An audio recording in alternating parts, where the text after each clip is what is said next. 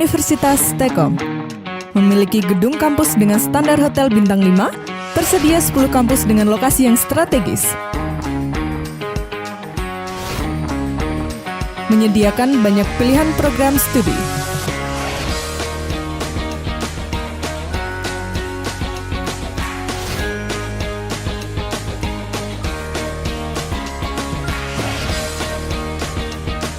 Setiap kelas dilengkapi dengan sarana dan prasarana penunjang pembelajaran yang terbarukan, sehingga proses pembelajaran di Universitas T-Kom terjamin kualitasnya. Tersedia kelas karyawan sehingga mahasiswa dapat kuliah sambil bekerja. Sistem mengajar dosen yang interaktif dan asik membuat suasana kelas pembelajaran lebih menyenangkan.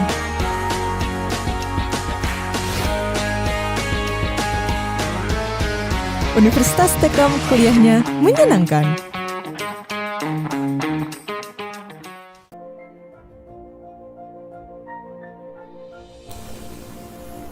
Ya, baik. Assalamualaikum warahmatullahi wabarakatuh. Selamat malam semuanya dan salam sejahtera. Nah, pada hari ini kita akan bahas mengenai dunia digital. Jadi banyak sekali manfaat dari teknologi informasi khususnya ya dalam kehidupan kita sehari-hari, ya, baik secara individu maupun secara organisasi ya atau institusi. Nah, jadi di sini kita merasakan bahwa nilai manfaat itu cukup besar ya dalam merubah kehidupan umat manusia. Bahwa pada saat ini sudah banyak sekali akses internet yang memberikan manfaat bagi perguruan tinggi ya atau sekolah ya, khususnya di dunia pendidikan ya pada umumnya, termasuk penggunaan komputer. Kemudian akses internet ya bagi mahasiswa ya. Kemudian semua pengajar di perguruan tinggi ya hampir separuhnya mengharuskan siswa memiliki email gitu ya. Kemudian banyak kelas yang diajarkan secara online ya, termasuk kelas kita ya pada hari ini juga kita lakukan secara online ya. Sehingga kelas jarak jauh seperti ini ya, menggunakan media daring atau menggunakan media internet ini adalah salah satu manfaat ya di dunia pendidikan tentunya. Nah, ada beberapa hal yang terkait dengan aturan dari penggunaan komputer ya di ruang kelas. Ya, ini adalah aturan yang umum sifatnya ya, bahwa di ruang kelas ketika kita mengikuti materi kuliah ya dari pengajar ya, baik itu di ruang teori maupun di ruang praktek, ada beberapa hal yang perlu kita perhatikan gitu ya. Nah, ada beberapa kejadian di mana kejadian tersebut mestinya tidak terjadi di ruang kelas ya, bahwa seorang mahasiswa mungkin ya atau seorang siswa mengirim pesan atau mengirim email ya, berselancar di internet untuk hiburan atau bermain game, kemudian mengerjakan tugas-tugas lain di luar materi yang sedang diajarkan di kelas. Nah, ini termasuk penyalahgunaan dari komputer dan internet di dalam kelas. Nah, lalu sebaiknya harus seperti apa gitu ya komputer itu digunakan di dalam kelas ya. Yang pertama, sebaiknya komputer digunakan untuk mengikuti dan menyimak slide presentasi ya atau ceramah ya atau penjelasan yang diuraikan oleh pengajar di depan kelas. Nah, ini memang menjadi aturan baku gitu ya. Jadi bahwa di kelas memang tidak boleh menggunakan perangkat ya, terutama adalah perangkat komputer ya untuk hal-hal lain di luar dari mengikuti presentasi atau menyimak presentasi dari pengajar ya. Kemudian yang kedua adalah harus berinteraksi bersama dengan instruktur atau pengajar di dalam kelas ya. Kalau di ruang praktikum ya dengan instruktur praktikum ya. Kalau di ruang teori ya dengan pengajar di kelas tersebut gitu ya. Jadi interaksi sebaiknya dilakukan dengan pengajar ya, bukan berinteraksi dengan yang lain, misalnya sedang bertelepon ya atau sedang face up ya untuk di luar ya, di luar dari kegiatan perkuliahan di kelas tersebut ya. Kemudian untuk proses pencarian di internet ya, misalnya kita manfaatkan untuk pencarian di internet, itu harus sesuai dengan apa yang ditugaskan oleh instruktur ya. Jadi instruktur memberikan tugas apa, kalau memang harus dicari di internet, nah itu boleh dilakukan ya, asalkan memang searching atau berselancar di internet itu untuk mengerjakan tugas dari pengajar. Termasuk juga untuk menyelesaikan tugas ya, materi-materi yang sedang disampaikan ya. Jadi menyelesaikan tugas untuk mata kuliah pada sesi tersebut ya. Jadi bukan mengerjakan tugas untuk mata kuliah di kelas lain ya. Misalnya di kelas sore hari misalnya ya, kelas malam jam 5 ada kuliah ya, di dalam kelas mengerjakan tugas ya, untuk kelas yang berikutnya yang sesi 2 ya, jam 19 malam. Nah ini mestinya tidak dilakukan gitu ya, karena akan mengganggu konsentrasi ya di dalam kelas tersebut. Nah, manfaat dari teknologi komputer tidak hanya di dunia pendidikan ya, karena memang itu dunia kita saat ini ya, di mana saya sebagai pengajar, Anda sebagai pelajar. Di sini manfaat TI untuk bidang kesehatan ini juga sangat terasa ya. Nah ini di bidang telemedicine misalnya ya, jadi ada perawatan medis melalui telekomunikasi yang memungkinkan dokter bisa merawat pasien dari jarak yang cukup jauh gitu ya. Mungkin ini terasa sangat ya, bisa dibilang sangat sulit mungkin dilakukan ya, tetapi ini sudah ada ya, dan ini sudah dilakukan di beberapa rumah sakit di dunia ya, misalnya di di Cina ya, dan beberapa rumah sakit di dunia yang sudah menggunakan perangkat teknologi informasi ini untuk dokter bisa merawat pasien dari jarak jauh ya. Kemudian pemodelan komputer 3 dimensi ya, memungkinkan untuk menentukan lokasi tumor yang akurat ya di dalam tengkorak manusia misalnya. Nah ini bisa menggunakan CT scan 3 dimensi ya, sehingga bisa diketahui di mana lokasi tumor tersebut. Lalu ada juga robot yang memungkinkan bedah mikro yang tepat ya, jadi membedah dalam skala yang kecil gitu ya, sangat kecil ya, dan itu bisa dilakukan dengan tepat oleh robot ya di dunia kesehatan. Kemudian ada juga komputer genggam ya, yang memungkinkan pasien untuk mengukur gula darah ya, mengukur kolesterol, mengukur trigliserid dan lain sebagainya ya, terkait dengan kesehatan tubuh manusia. Nah, ada beberapa komputer yang memang digunakan untuk keperluan tersebut ya. Nah, mungkin kalau kita sekarang ini kita bisa datang ke rumah sakit atau ke puskesmas ya di sana ya, atau di mungkin di klinik ya, mungkin ya di klinik yang di sana memang disediakan preparat untuk mengecek gula darah dan kolesterol itu secara digital ya, jadi menggunakan perangkat digital yang diambil sampel darah kita ya, untuk dicek menggunakan perangkat tersebut ya, berapa gula darah dan kolesterol yang ada di tubuh kita ya. Nah, lalu ada implan medis yang memungkinkan pasien stroke ya secara langsung bisa mengontrol komputer untuk berbicara mewakili mereka. Nah, jadi di sini pasien yang stroke yang tidak bisa menggerakkan tubuhnya gitu ya. Nah, melalui satu implan medis ya, maka implan itu ditanamkan di dalam tubuh ya, seakan-akan menggantikan dari fungsi tubuh yang ada. Kemudian dia bisa digunakan untuk berkomunikasi dengan dokter gitu ya. Jadi implan tersebut mewakili seorang pasien agar dia bisa berkomunikasi dengan dokter, karena memang tidak bisa menggerakkan tubuh ya. Ini akan sangat berisiko ya, karena apa yang dirasakan oleh pasien tidak bisa disampaikan kepada dokternya. Termasuk situs-situs web kesehatan ya, yang menyediakan informasi tentang hal-hal yang sifatnya medis. Ini sudah banyak sekali bisa kita temukan ya, bahasa Indonesia, bahasa Inggris ya, dari Indonesia sendiri ya, atau dari beberapa negara lain. Nah, ini manfaat TI untuk kesehatan dalam bentuk website ini adalah informasi yang bisa diakses ya, terkait dengan kesehatan tubuh dari manusia ya. Nah, ini adalah contoh ya aplikasi dari telemedicine ya, di mana di sini bisa menunjukkan struktur dari tulang ya. Anda lihat di situ ya, itu ada struktur tulang paha gitu ya. Nah, ini bisa ditampilkan dengan unsur 3 dimensi ya. Jadi bisa dilihat diputar ya, kemudian ukurannya berapa, ya diameternya berapa, ini bisa diketahui dari data-data yang ada di dalam aplikasi untuk 3 dimensi terkait dengan struktur tubuh manusia. Ya.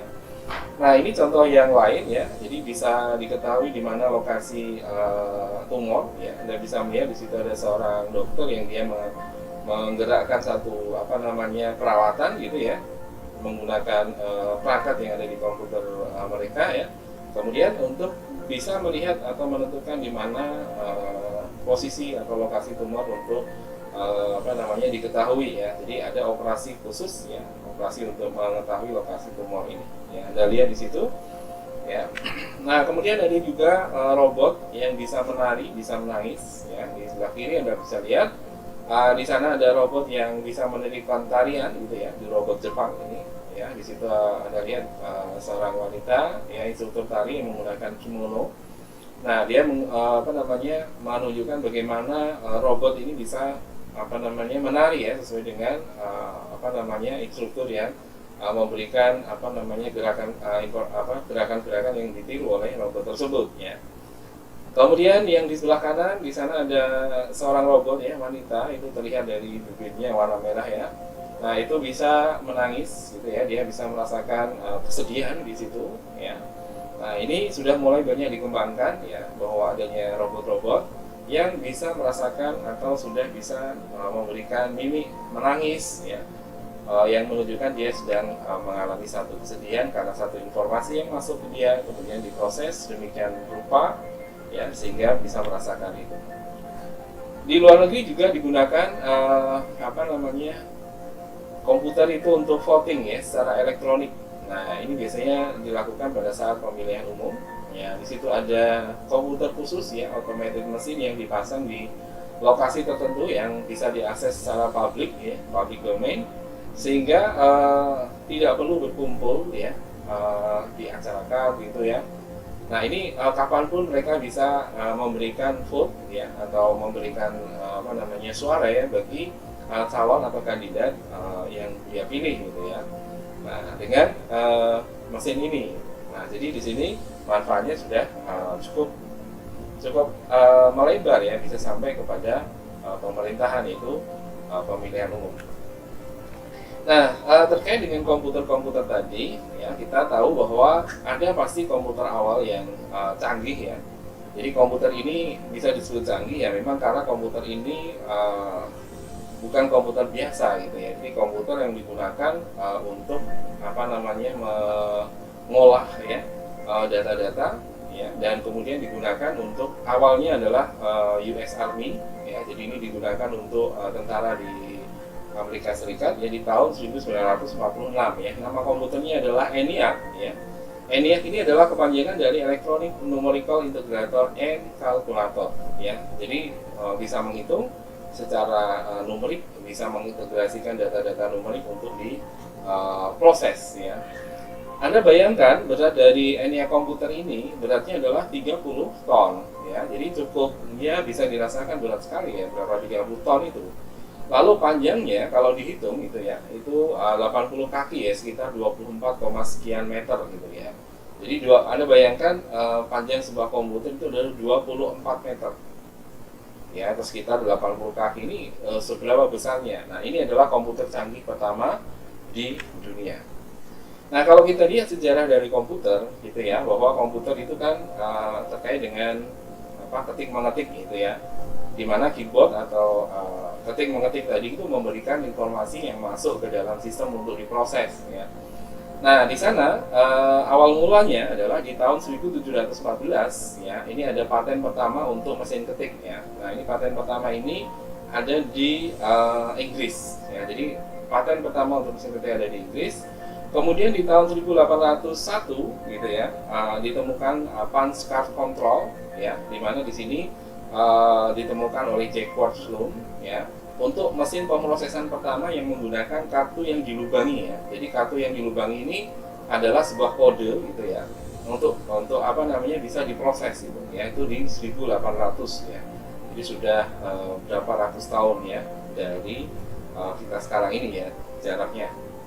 Kemudian di tahun 1820 ya, pertama kali ada kalkulator ya, diproduksi kalkulator itu secara massal ya, dari Thomas Arithmeter ya. Ini yang menemukannya. Kemudian di tahun 1829 ya, William Austin mematenkan mesin ketik yang bisa bekerja ya secara mekanis ya. Itu di Amerika Serikat ya. Anda bisa lihat mesin ketiknya ya bisa dibilang cukup canggih ya pada waktu itu ya, di tahun 1829 ya. Tidak jauh berbeda dengan mesin ketik yang sekarang ini, yang Anda bisa lihat di situ lebih tertutup ya, lebih rapi gitu terlihat, tetapi tombol tools-nya ini sama ya. Cuma di sana ada sedikit perbedaan dengan mesin ketik yang sekarang. Bahkan saat ini ada mesin ketik elektronik ya, jadi tidak hanya mekanik saja, tapi mekanik dan elektronik. Kemudian di tahun 1833 ya, Charles Babbage ya, dia menghasilkan sebuah kalkulator yang masih cukup besar ya ukurannya, yaitu automatic kalkulator pertama ya, kalkulator yang otomatis yang bisa menghitung numerik ya, namun ukurannya masih cukup besar ya. Nah, terkait dengan bahasa pemrograman ya, jadi nanti Anda juga akan belajar tentang bahasa pemrograman ya.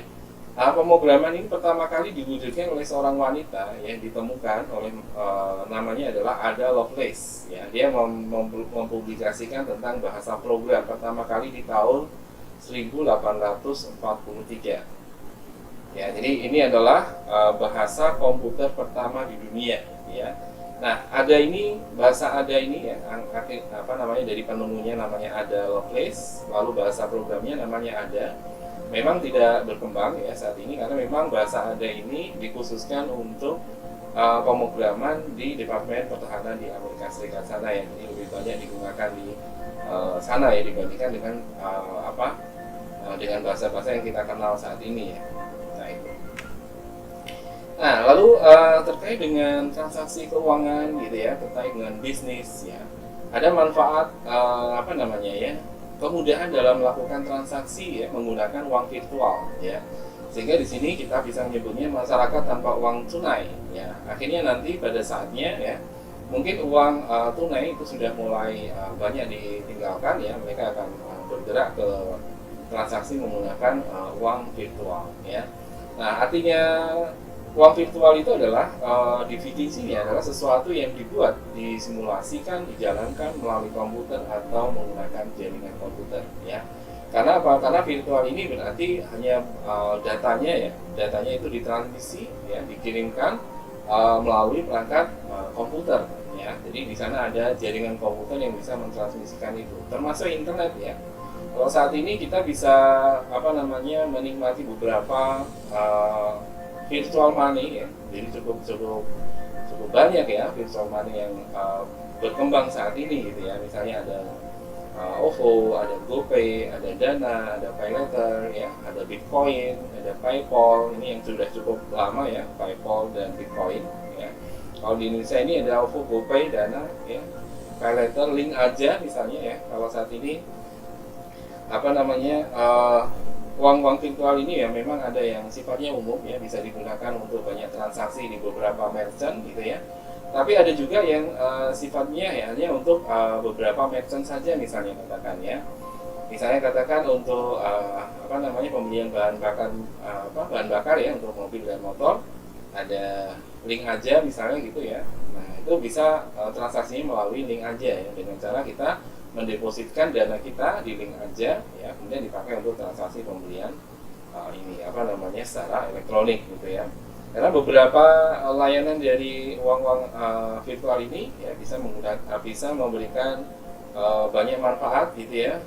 Kadang-kadang banyak promosi yang diberikan ya, sehingga kecenderungan untuk menggunakannya jadi akan lebih sering gitu ya. Orang tertarik dengan penggunaan dari uang virtual ini ya. Nah, pembelian tiket ya di maskapai secara virtual itu juga bisa dilakukan ya. Setoran gaji untuk karyawan ya, itu juga bisa ditransfer menggunakan bank ya melalui kartu debitnya ya, sehingga bisa dipakai untuk transaksi gitu ya, untuk pembelian ya dengan cara digesek ya, tidak lagi menggunakan uang tunai yang berupa kertas yang dipegang gitu ya, kemudian diserahkan secara tunai untuk melakukan transaksi ya. Termasuk pembayaran game ya, kalau membeli game ini sekarang ini berbayar mungkin ya, ada beberapa situs game ya yang memberikan layanan untuk bisa bermain secara online ya, kemudian harus membeli produknya ya. Misalnya kalau di Free Fire ya, itu harus membeli diamond ya, supaya diamondnya tambah dan dia bisa membeli perangkat senjata untuk bermain dan sebagainya ya. Kemudian pembelian musik juga seperti itu ya, ada layanan untuk membeli sebuah lagu gitu ya, supaya bisa diputar di smartphone kita gitu ya, maka itu harus kita dapatkan dengan cara membeli menggunakan film online. Termasuk film online ya, saat ini Anda bisa mendapatkan film online itu ya di internet, di YouTube ya, kemudian di Vimeo ya, kemudian di video dan lain sebagainya. Saya kira cukup banyak sekali. Ada beberapa yang free ya, gratis, ada beberapa yang harus membayar untuk bisa melihat konten film tersebut. Misalnya Netflix ya, di Netflix ini banyak sekali film ya, bisa kita akses ya dengan pembayaran tertentu menggunakan uang virtual ya. Nah, untuk uang virtual ini bisa kita menggunakan debit, kartu kredit, dana ya. Ini jadi uangnya tersimpan di bank ya, dengan akun tertentu yang ada di kartu debit, kartu kredit ya. Kemudian bisa diakses ya untuk dibaca informasi akun dari uang virtual tersebut, kemudian dilakukan transaksi dengan cara mendebet saldo yang ada di dalam kartu debit maupun di kartu kreditnya ya. Nah, pertanyaan diskusinya ya, seberapa penting ya keamanan untuk uang kita secara virtual itu ya. Jadi kalau kita punya uang di GoFo, OVO, GoPay ya, Dana ya, itu seberapa aman ya? Karena sampai saat ini ya bisa dibilang masih aman-aman saja ya, jarang terjadi kejahatan di uang virtual ini. Mungkin nanti akan ya kita belum tahu apakah itu akan terjadi ya. Maka di sini perlu kita pertimbangkan adalah masalah security atau masalah keamanannya ya. Mungkin kalau kita simpan di uang virtual ya jangan terlalu besar ya, secukupnya saja untuk kita bisa transaksi. Misalnya kalau untuk beli makanan gitu ya, beli minuman gitu ya, oke lah gitu ya. Kalau untuk misalnya transaksi pembayaran rekening dan sebagainya itu oke lah ya. Jadi jangan terlalu yang cukup besar, karena ada kemungkinan nanti kalau ada kejahatan di bidang itu ya, karena di beberapa bank juga pernah ada kejadian di mana saldonya berkurang ya, karena ulah dari hacker ya mengambil saldo itu kemudian dipindahkan ke rekening yang lain, di mana rekening itu adalah rekeningnya hacker ya. Nah, ini contoh ya di smartphone ya, ada pembelian untuk permainan ya, untuk musik ya, misalnya di cloud ya, untuk yang iPhone oke maaf ya, ini bisa menggunakan e-wallet ya berupa Dana. Nah, ini Dana ini mungkin sekarang sudah mulai banyak yang menggunakan Dana ya untuk beberapa merchant ya. Jadi merchant sudah menggunakan Dana untuk transaksi ini ya. Kemudian bisa menggunakan kartu kredit atau kartu debit ya untuk transaksi ya. Nah, ini contoh-contoh uang virtual yang ada di dunia ini ya. Nah, Anda lihat di bagian bawah, di situ ada beberapa uang virtual, ada Bitcoin ya, ada Libra ya, kemudian ada Doku, ada Cash ya, cukup banyak. Nah, ini mungkin kita perlu ya mencoba satu atau dua produk dari uang digital ini ya, kaitannya dengan transaksi yang lebih mudah gitu ya, untuk pembayaran pembelian dan sebagainya. Cukup dengan kita scan ya produk tersebut ya, kita scan, kemudian nanti otomatis saldo di uang virtual kita akan berkurang sesuai dengan jumlah transaksi yang kita lakukan gitu ya.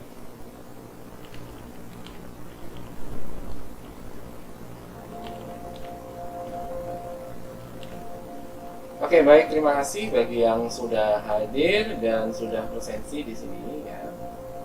Jadi sudah cukup banyak ya yang hadir hari ini. Baik, kita lanjutkan lagi. Manfaat teknologi informasi untuk hal-hal yang bersifat kenyamanan ya, info teknologi, hiburan ya, seni ya, seperti tadi ada permainan ya, video game dan sebagainya.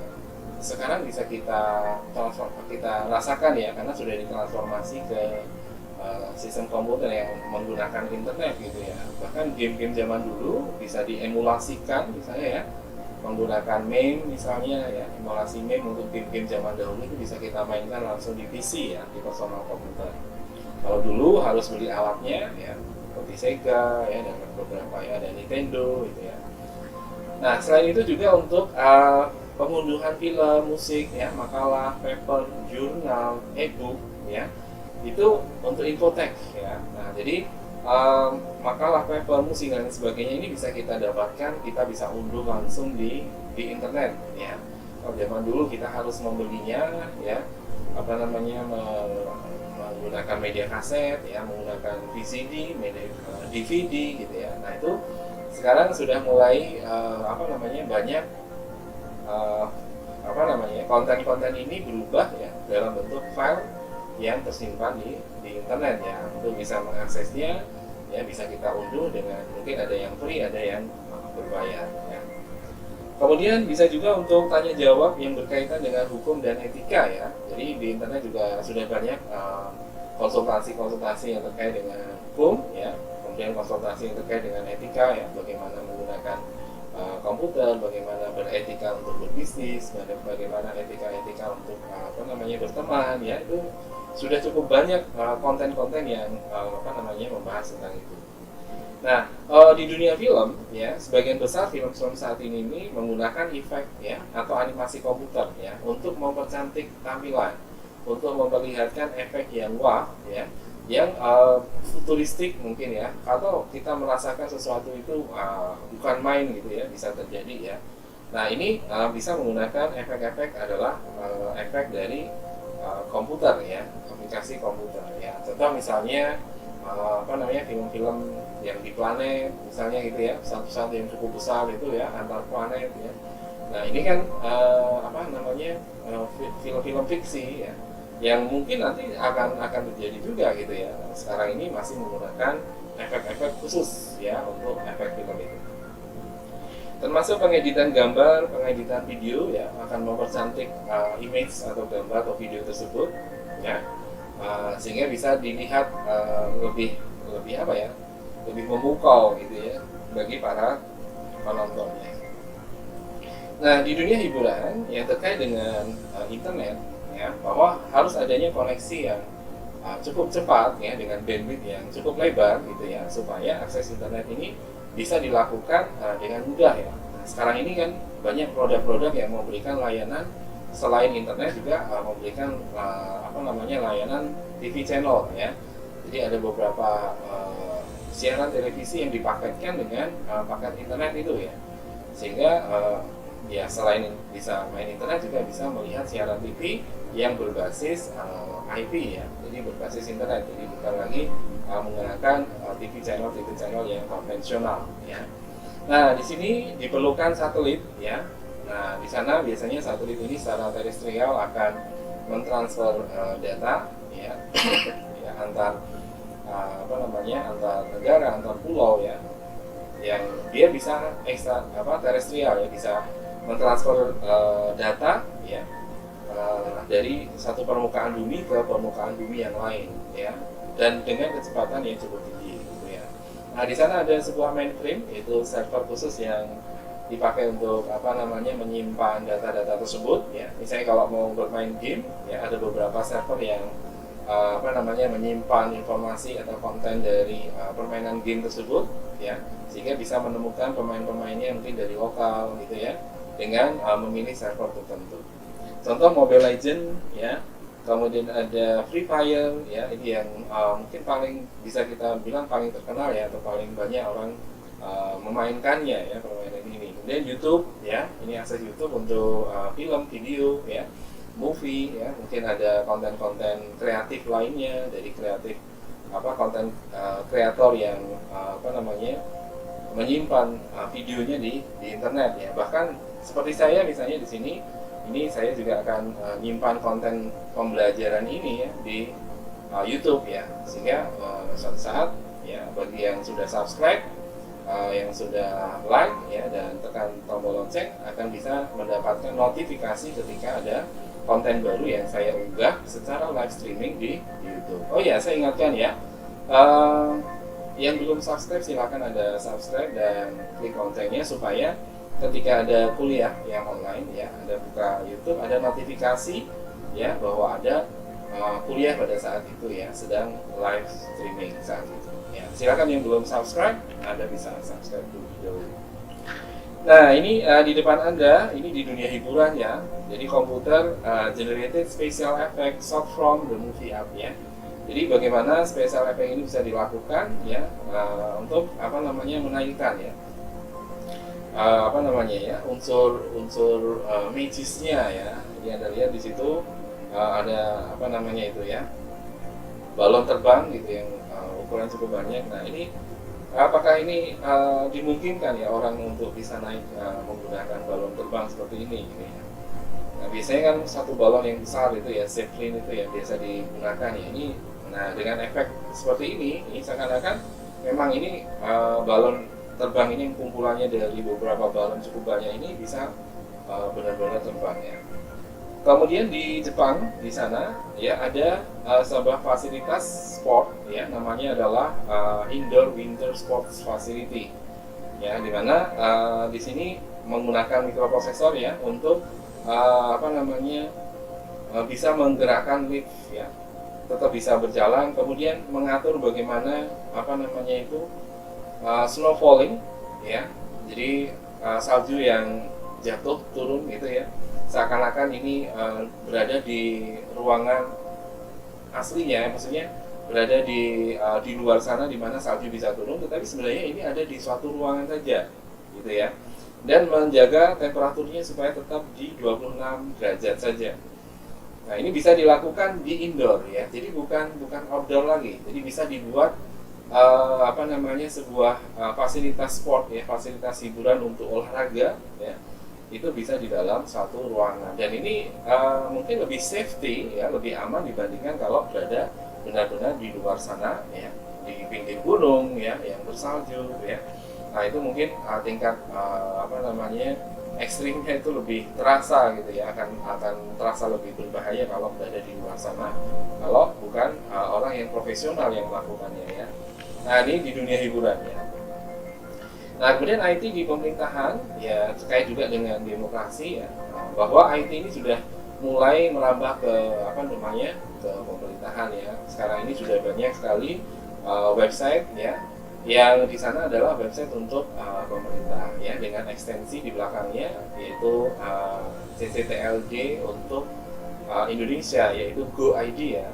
Go ini artinya governor ya, atau pemerintahan, ID-nya adalah Indonesia ya. Jadi setiap kementerian ya, mungkin ada BUMN ya, kemudian ada beberapa departemen yang lain ya di pemerintahan yang memiliki website ya, pemerintahan kota ya, kemudian di provinsi, pemerintahan provinsi juga memiliki website di sana ya. Nah, terkait dengan informasi yang ada di internet ya, memang tidak bisa langsung dikendalikan ya oleh pemerintah ya, bahwa informasi-informasi yang di internet ini kan tidak ada validatornya ya, apapun informasi yang ditampilkan di internet ya. Nah, itu bisa dibuat oleh setiap orang ya, dengan memesan nama domain, kemudian dia hosting ya, menyewa kapasitas drive ya di server web sana. Nah, mereka bisa menyajikan informasi apapun gitu ya. Jadi belum ada aturan ya untuk menayangkan informasi-informasi di internet. Ini tidak bisa langsung dikendalikan ya oleh pemerintah ya. Nah, di internet pun juga individu-individu bisa menemukan banyak sudut pandang ya. Artinya banyak sudut pandang itu banyak opini ya, banyak opini yang bisa dibaca di internet ya. Nah, tentunya opini ini akan berpengaruh pada para pembacanya terutama gitu ya. Nah, sehingga dengan cara kita melihat sudut pandang yang berbeda mungkin akan lebih bijaksana ya ketika kita memutuskan sesuatu ya, karena kita mendapatkan gambaran pencerahan tentang sudut pandang yang berbeda, gitu ya. Nah, saat ini juga para pejabat ya di pemerintahan bisa dihubungi ya melalui email, bisa dihubungi lewat Instagramnya ya. Tidak semua memang, lewat Twitternya, lewat Telegram, gitu ya. Misalnya kalau di Kota Semarang, Pak Gubernur dan Pak Wali Kota itu memiliki Twitter, gitu ya. Mungkin ada yang memiliki Instagram, ya, atau Telegram atau WA. Nah, ini bisa langsung dihubungi ya. Misalnya memberikan laporan terkait dengan kondisi di Kota Semarang, misalnya ya. Misalnya jalan yang berlubang, misalnya gitu ya. Kemudian ada jembatan yang roboh, ya. Kemudian ada tanah yang longsor dan lain sebagainya. Nah, itu bisa langsung dikirimkan ke Pak Wali Kota maupun kepada Pak Gubernur ya melalui perangkat IT ini ya, aplikasi IT ini. Nah, kalau di luar negeri sana biasanya untuk bersaing ya, mempromosikan, mengkritik politisi ya.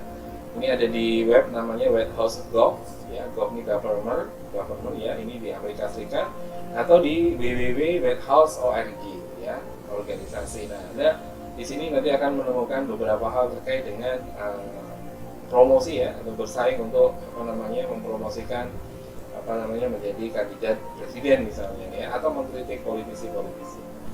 Nah, kemudian dalam kaitannya dengan pemilu atau pemilihan mungkin presiden yang baru saja ya, kemudian pemilihan wali kota, pemilihan gubernur ya, itu mereka biasanya membuat web ya dalam bentuk blog yang bisa dimanfaatkan untuk kampanye ya, kampanye dari anggota dewan tersebut ya.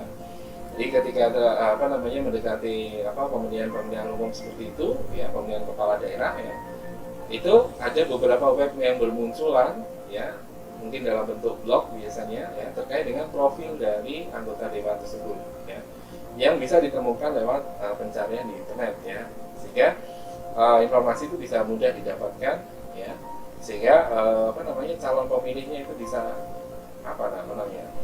mempelajari ya, apakah visi misinya sama dengan visi misi yang nanti akan dipilih oleh masyarakat ya. Oke, kemudian terkait dengan pekerjaan dan karir ya. Nah, di pekerjaan ini juga sudah mulai banyak yang menggunakan perangkat teknologi informasi, bahkan untuk karir juga ya, lowongan kerja online ya sudah ada di sana ya. Di hotel ada petugas front desk menggunakan sistem reservasi tamu hotel secara komputerisasi ya, jadi untuk bisa melihat mana ruang kamar yang masih kosong ya, kemudian kelas-kelasnya mungkin ya itu bisa ditunjukkan ya, sehingga untuk memudahkan transaksi booking terhadap ruang kamar tersebut misalnya ya. Kemudian di bidang hukum ya, untuk penegakan hukum ya, ada petugas yang menggunakan komputer untuk berpatroli misalnya ya. Jadi ketika petugas melihat satu unsur-unsur kejahatan atau kejadian yang mengarah kepada kejahatan ya, itu bisa dilihat ya, mungkin plat nomornya ya, mungkin kemudian ciri-ciri dari orangnya tersebut ya, lalu di komputer di mana dan menyimpan data tentang kejahatan ya, itu bisa dilakukan oleh polisi ya. Nah, terutama ya kalau kita lihat mungkin tidak di Indonesia ya, di luar negeri sudah menggunakan seperti itu ya, untuk meriksa mobil curian, untuk melihat atau memeriksa catatan kriminal dari seseorang gitu ya. Kemudian memeriksa berdasarkan surat perintah dari atasan ya, surat penangkapan. Kemudian kalau di kantor ya tentunya untuk anggaran ya, penggunaan komputernya dipakai untuk penggajian ya, untuk tiketing dan sebagainya mungkin ya. Lalu untuk dunia digital ya, desain virtual ya, itu bisa dilakukan dengan komputer, animasi 3 dimensi ya, efek-efek khusus ya, ini bisa dilakukan dengan komputer ya, terkait dengan karir di mana orang menggunakan komputer itu untuk menunjang ya, mempercepat ya, memudahkan ya pekerjaan mereka ketika mereka melakukan pekerjaan di kantor.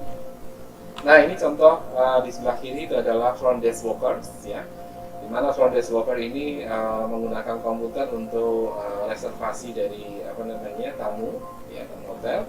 Di sebelah kanan ini di New York ya, di Syracuse ya, di bagian Onondaga County, ya. Ini ada seorang sheriff, ya, memasukkan informasi di laptopnya, ya, di mana laptop ini sudah terintegrasi dengan data-data yang bisa diakses secara online, ya, di internet untuk mengetahui informasi tentang kejahatan tertentu, gitu ya. Nah, ini sudah terintegrasi semuanya di mobilnya, ya, squad car namanya, ya. Nah, kalau kita lihat karir dan pendapatan di Amerika Serikat terkait dengan disiplin, ya, bachelor degree dari computer science, kemudian computer engineering, ya, electrical and communication engineering, itu current average starting salary-nya itu cukup tinggi, ya. Jadi computer science itu pendapatannya adalah $61,280 gitu, ya. Itu di atas computer engineering, ya, disiplin bachelor degree, ya, dari computer engineering S1, ya.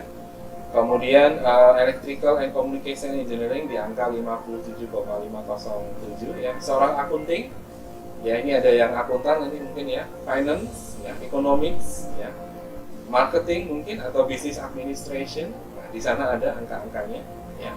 Anda lihat di situ yang ketiga adalah computer science, gitu, ya. Nah, ini survei ini dilakukan oleh National Association of College and Employers, ya. Nah, ini hasil dari survei. Nah, kemudian kalau di Indonesia, ya, ini di Indonesia ini data saya dapat di tahun 2018, ya, kurang lebih itu. Nah, seorang IT manager di sini yang kualifikasinya adalah sarjana atau S1, ya. Seorang IT manager tentunya berproses, ya, untuk mendapatkan jenjang karir yang tinggi di bidang IT, ya, yaitu IT manager. Nah, ini membutuhkan waktu kurang lebih experience year-nya adalah di 10 tahun, ya, 10 tahun lebih. Nah, angkanya adalah segini, ya, sekitar 50 sampai 75, gitu, ya. Nah, untuk IT director ini yang paling tinggi, ya. Nah, ini masa kerjanya itu lebih dari 15 tahun, gitu, ya. Nah, ini adalah gaji yang bisa didapatkan, ya, angkanya 75 sekian sampai 100. Nah, ini tentunya di bidang kesehatan ini, ya, ini untuk rumah sakit, ya, rumah sakit yang besar, jadi bukan klinik, ya, rumah sakit yang besar, di mana seorang IT manager, IT director yang ada di sana, kita akan mendapatkan seperti ini, ya, angka yang cukup besar. Kemudian di bidang retail, ya, retail ini untuk bisnis penjualan secara satuan, ya, jadi bisa dibeli produk-produk tersebut dalam satuan saja. Nah, itu biasanya adalah marketplace yang menjual produk-produk ini secara retail, ya.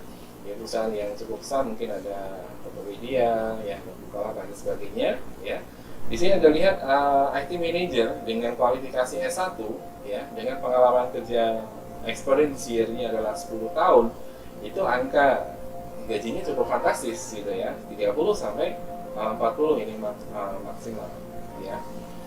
Nah, di sini ada beberapa yang lebih tinggi, ya. Saya lihat di sini gajinya karena memang ini retail, ya. Jadi lebih kepada bagaimana aspek penjualannya. Jadi operation director, HR director, business development director ini lebih memberikan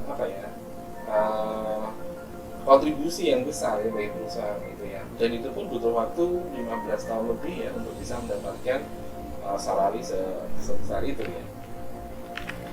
Nah, itu di bidang retail dan di bidang kesehatan. Contoh lain nanti Anda bisa akses di hasil survei, ya.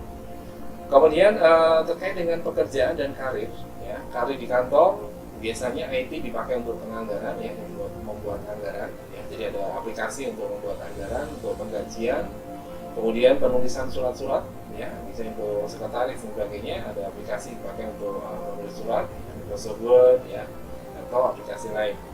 Kemudian di bidang pengajaran, karir di bidang pengajaran, ya, ada sistem akademik, ya, SIAKAD yang bisa membuat penilaian otomatis, ya, menyimpan materi yang bisa diakses oleh student, ya, kemudian mengirim email kepada orang tua. Ini kalau di SMA, di SMK, ya, terkait dengan perkembangan sekolah anaknya, gitu, ya. Nah, mungkin nanti bisa dikembangkan untuk bagaimana orang tua ini bisa dikirim email, ya, terkait dengan bagaimana perkembangan anaknya tersebut, gitu, ya. Atau via SMS, ya, atau, ya, mungkin fasilitas-fasilitas lain yang ada di gunakan sekarang ini ya. Kemudian di bidang retail ya, sistem untuk kontrol penjualan ya, untuk inventaris atau persediaan barang ya, ini menggunakan komputer. Di sana ada program untuk inventarisasi.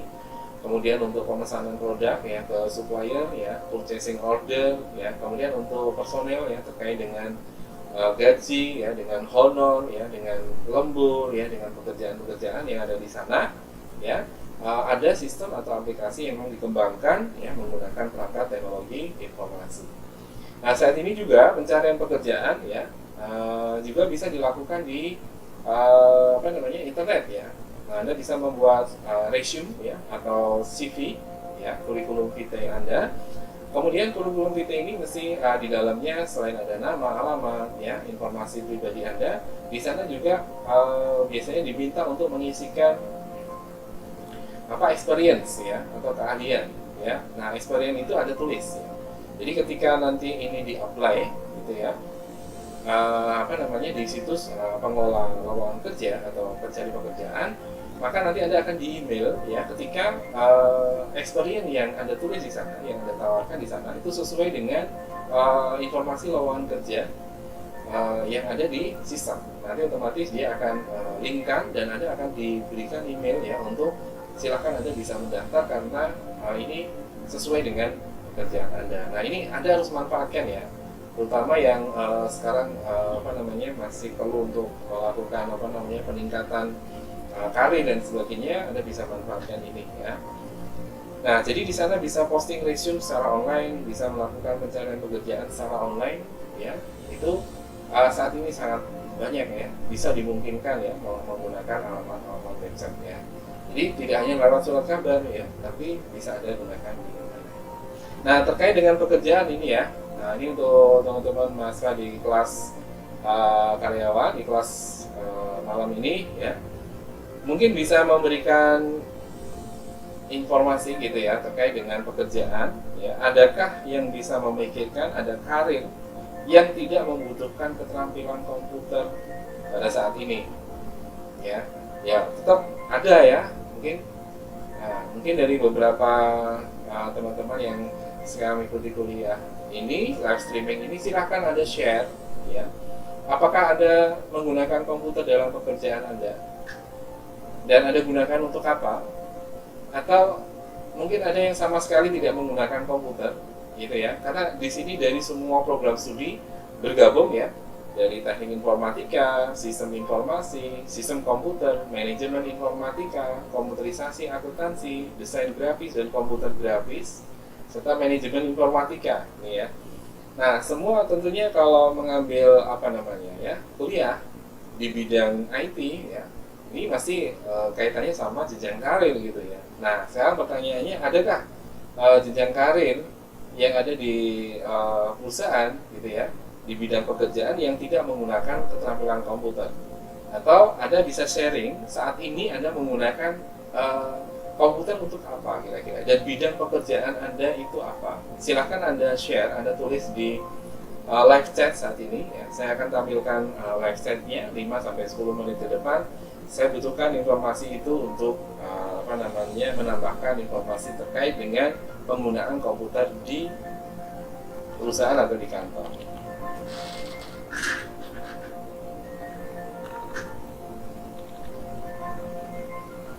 Nah, jadi Anda jangan menyebutkan yang di luar kantor ya. Artinya bahwa pekerjaan-pekerjaan yang memang dilakukan menggunakan tenaga ya. Nah, itu ya, full tenaga itu jangan disebutkan ya. Jadi yang ada di perusahaan saja. Dan mungkin Anda bisa share pekerjaan Anda ya. Lebih fokus ke situ aja, pekerjaan Anda saat ini menggunakan komputernya untuk apa? Ya, silakan Anda tuliskan di sana. Ya, di kantor ya, jadi bukan di luar. Tukang beca nggak di kantor ya. Petani nggak di kantor ya. Kuli juga nggak di kantor.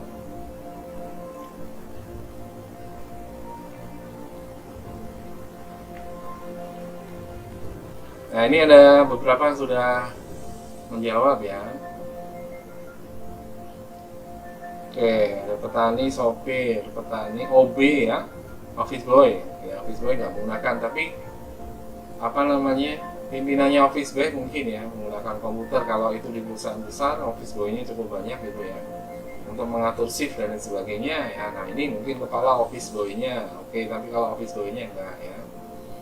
Tukang beca tentunya enggak ya. Kalau di kantor apa nih? Mungkin share pada pekerjaan Anda aja sekarang ini ya. Karena Anda memilih kuliah sore, tentunya apa namanya, ada aktivitas ya di pagi hari ya. Mungkin di pekerjaan Anda, kalau di masa pandemi ini bagaimana gitu ya. Saya belum tahu apakah di pekerjaan Anda juga bisa dilakukan secara online atau ada yang memang harus datang ke kantor ya atau ke pabrik ya untuk bekerja. Baik, terima kasih atas perhatiannya semuanya. Kita tutup materi kuliah kita pada hari ini ya. Selamat malam. Wassalamualaikum warahmatullahi wabarakatuh. Dan salam sejahtera bagi kita semua. Semoga tetap sehat. Ketemu lagi insyaallah minggu depan.